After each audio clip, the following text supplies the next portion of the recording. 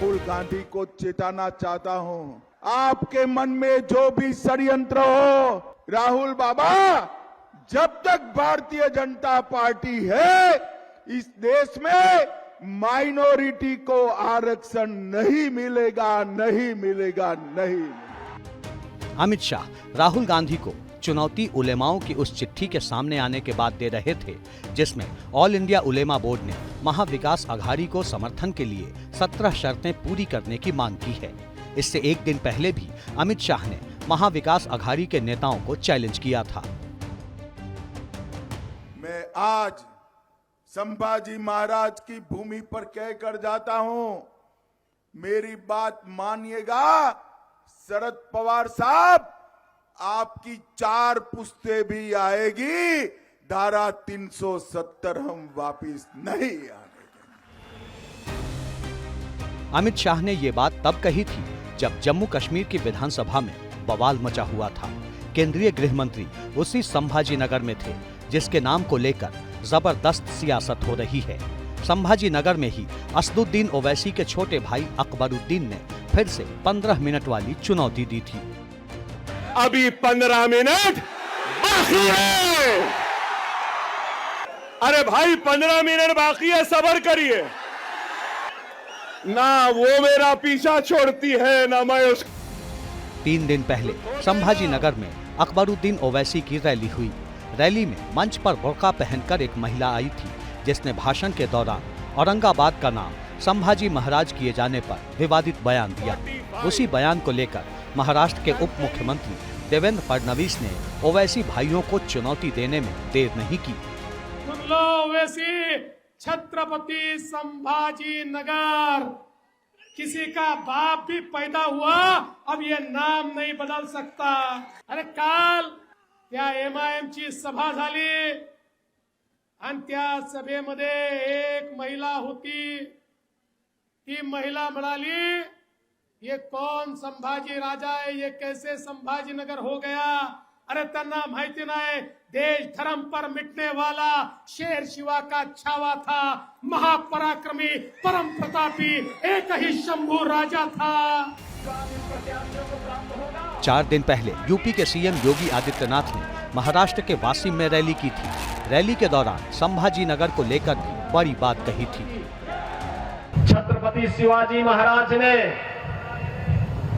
जिस दुष्ट अफजल को मार गिराया था उसके नाम पर औरंगाबाद का नाम होना याद करना, इसको हटना ही चाहिए। संभाजी नगर के रूप में उसको पहचान मिलनी ही चाहिए। चुनावी सरगर्मी के बीच महाराष्ट्र में पिछले कई दिनों से न सिर्फ आपत्तिजनक बयानों की बाढ़ सी आ गई है बल्कि धर्म के नाम पर भी खूब बयान दिए जा रहे हैं।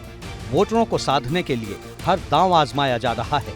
चुनौती देने वालों में अजित पवार भी पीछे नहीं है। आता इतके दिवस त्यांचं ऐकलं आणि घड्याळाला बटन दाबलं।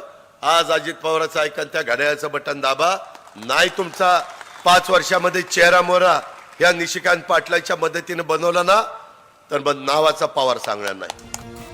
अजित पवार ने ये चुनौती ऐसे ही नहीं दी। बारामती से 7 बार चुनाव जीत चुके अजित पवार फिर से मैदान में हैं, लेकिन इस बार मुकाबला अलग है।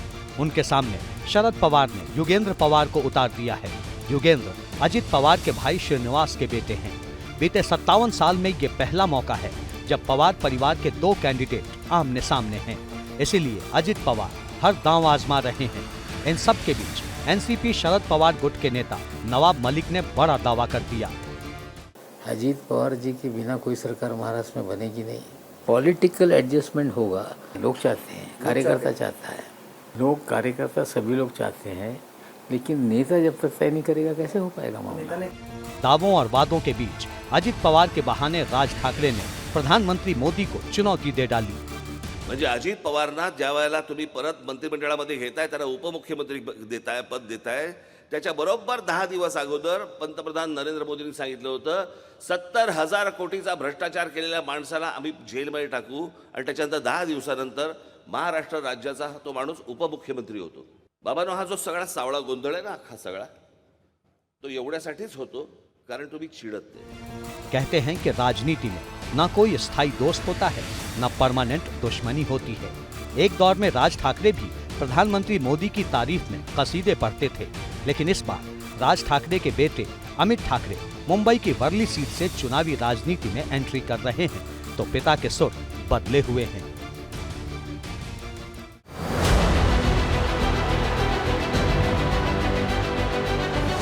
वार हो रहे हैं, पलटवार हो रहे हैं, जोरदार हो रहे हैं। महाराष्ट्र की चुनावी लड़ाई उस मकाम पर आ चुकी है जहां से सत्ता के लिए सियासत में साम, दाम, दंड, भेद की शुरुआत होती है। इन सब के बीच महायुति से लेकर महाअघाड़ी तक ने महाराष्ट्र के लिए वादों और दावों का पिटारा खोल दिया है।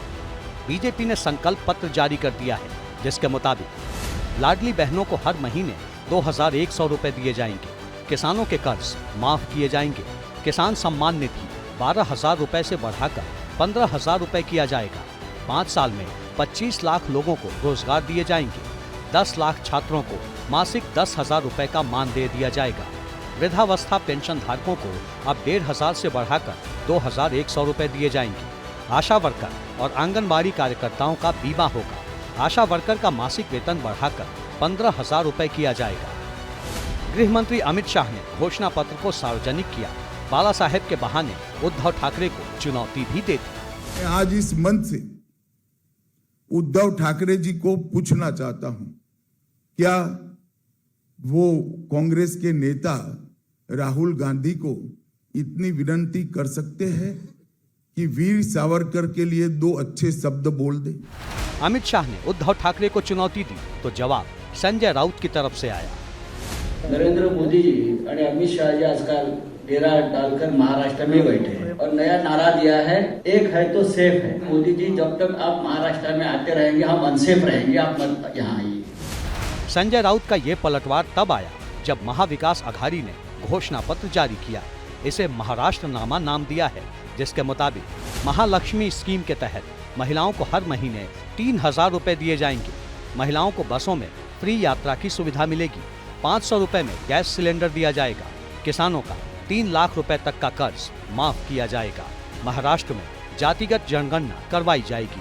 आरक्षण की सीमा को 50% से ज्यादा किया जाएगा। चुनाव में वादों और दावों का दौर चलता रहता है, लेकिन महाराष्ट्र में जिस तरह से जुबानी वार किए जा रहे हैं, उसने कहीं न कहीं देश की राजनीति का अलग चेहरा सामने ला दिया है। महाराष्ट्र में वोटिंग होने में अभी 10 दिन बाकी हैं। ऐसे में ये जुबानी जंग और तीखी होनी तय है। For exclusive and insightful videos, subscribe to our new channel ABP Live Premium.